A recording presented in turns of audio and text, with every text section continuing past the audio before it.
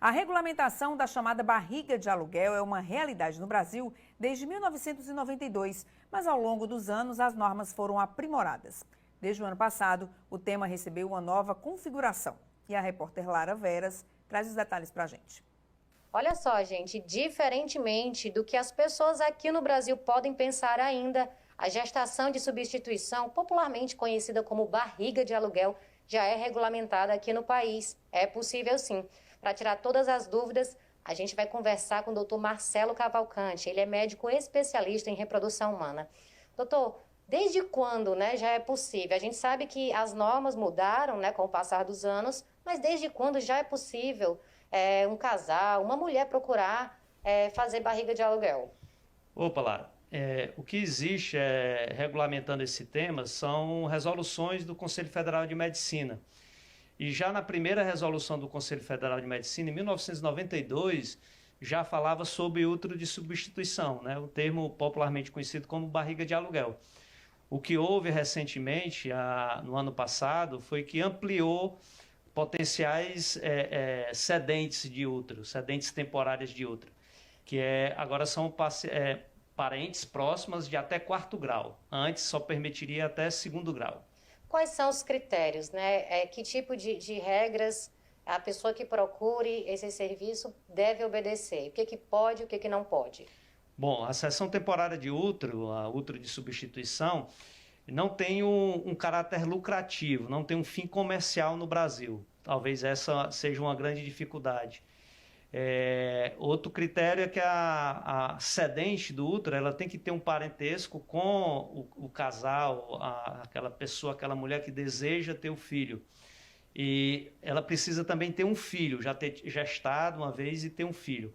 Condição de saúde avaliada pela equipe médica que permita uma gravidez, para também não colocar em risco essa mulher.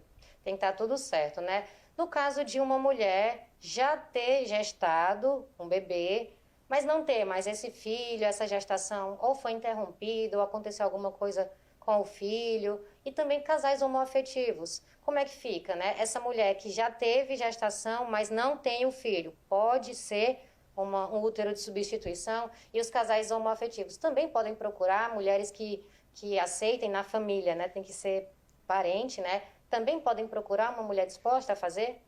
O que a resolução diz que a cedente temporária do útero, a mulher que vai engravidar, já deve ter tido um filho. Ela não comenta se esse filho está vivo, Então, acho que aí abre uma interpretação.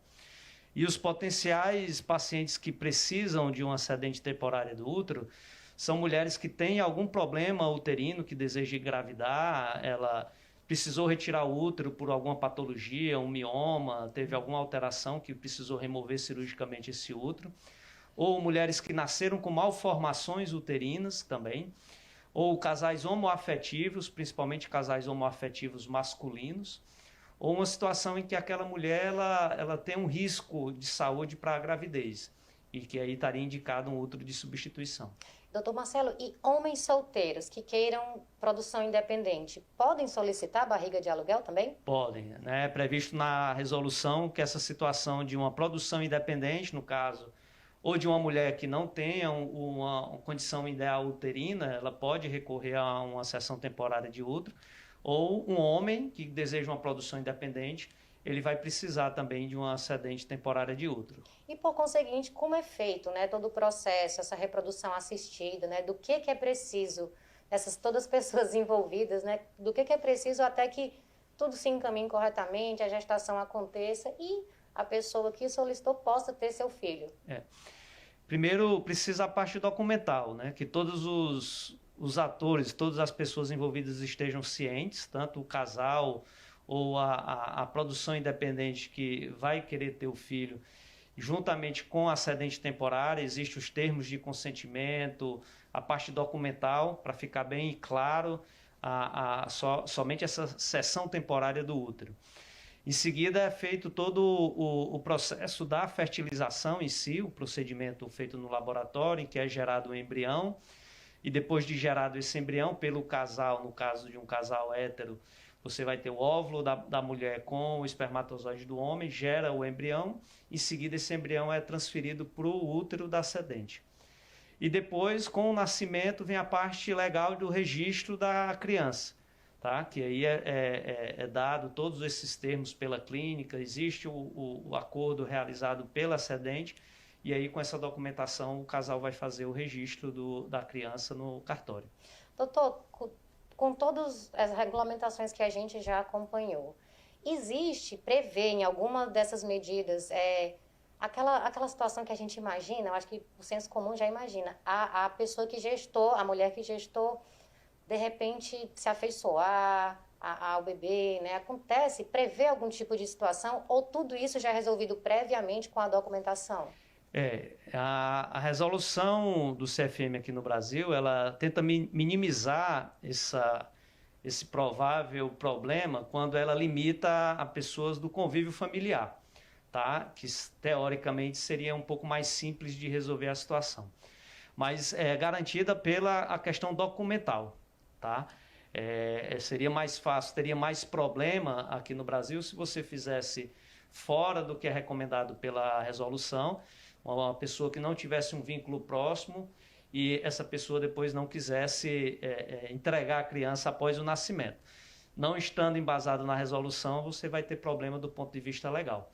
Isso é o motivo de algumas pessoas procurarem países onde já é bem definida a questão do caráter comercial, né, que está bem clara essa questão comercial, que também daria essa garantia, mas aqui no Brasil, infelizmente ou felizmente, a resolução limita a parentes próximos. É uma questão que ainda merece discussão, né? Por enquanto, o que a gente é importante já avisar é que é possível, né, solicitar a barriga de aluguel, como a gente conhece popularmente aqui, e lembrar que os casais ainda viajam, né, as famílias, as pessoas interessadas que não podem gestar um bebê, ainda viajam a outros países, justamente por isso que o doutor Marcelo falou.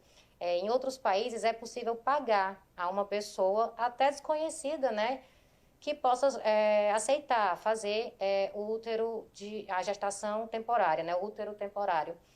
Então, é por isso, aqui no Brasil, lembrando, podemos solicitar, qualquer tipo de situação já pode solicitar, desde que obedeça, né, a essas regulamentações, que seja alguém da família e que não tenha caráter comercial, não pode ser feita uma transação comercial, né? Não pode pagar ninguém para que a pessoa aceite.